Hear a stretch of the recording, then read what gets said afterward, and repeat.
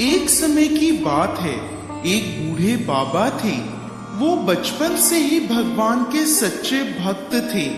हर साल कार्तिक स्नान करते, हर एकादशी निर्जला व्रत करते, पीपल, तुलसी और वट वृक्ष की सेवा पूजा करते, उन्हें सींचते। वृद्धा अवस्था में भी जब उनके लिए चलना फिरना मुश्किल था, तब भी अपने पूजा पाठ का नियम उन्होंने कभी नहीं छोड़ा।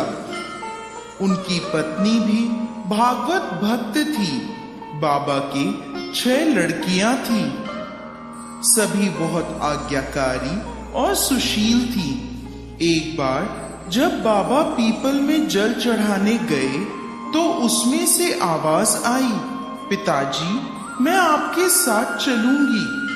बाबा डर गए, पर भगवान में उनकी इतनी गहरी आस्था थी कि उन्हें भूत प्रेत आदि में बिल्कुल यकीन नहीं था। अब हर रोज यही होता। पीपल में से रोज एक लड़की की आवाज आती जो कहती, पिताजी, मैं भी आपके साथ चलूंगी। रोज ये सुनकर बूढ़े बाबा दिन भर दिन कमजोर होने लगे। उनके पास कोई जवाब नहीं होता। वो बस जल चढ़ाते और वापस अपने घर आ जाते। एक दिन बाबा को घबराया देख उनकी पत्नी ने पूछा, क्या बात है? बाबा ने कहा, पीपल में से रोज एक लड़की की आवाज आती है और कहती है कि मेरे साथ चलेगी। बुढ़ी अम्मा बोली, कल ले आना उसे। जहाँ 6 लड़कियां पहले ही हमारे घर में हैं, वहां 7वीं लड़की और सही। अगले दिन बाबा उसे अपने घर ले आए। लड़की को घर छोड़कर जब बाबा गांव में आटा मांगने गए तो उन्हें रोज की अपेक्षा ज्यादा आटा मिला। जब अम्मा आटा छानने लगी तो वह लड़की बोली, अम्मा, लाओ मैं छान देती हूँ। जब उसने आटा छाना तो परात उस आटे से पूरी भर गई।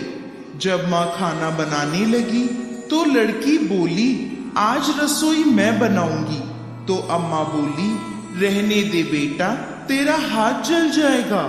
पर वह नहीं मानी और खाना बनाने लगी और उसने तरह तरह के 36 व्यंजन बना डाले।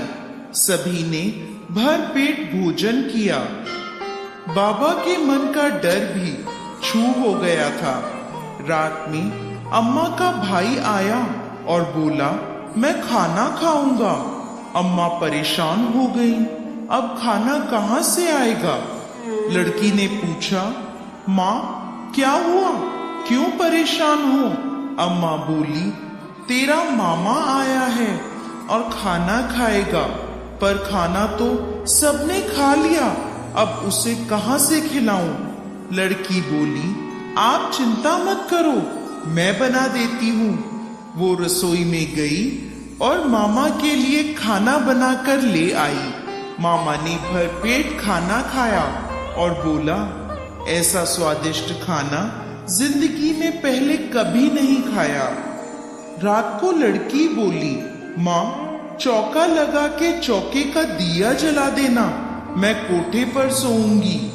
अम्मा बोली, ना बेटा, तू डर जाएगी। लड़की बोली, ना माँ, मैं नहीं डरूंगी।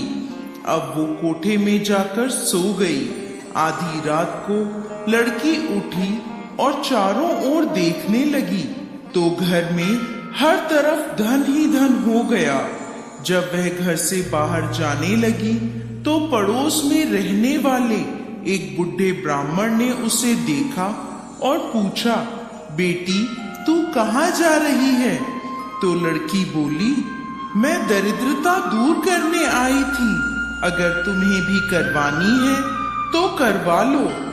उसने बूढ़े ब्राह्मण के घर की तरफ भी जैसे ही देखा तो चारों ओर धन ही धन हो गया।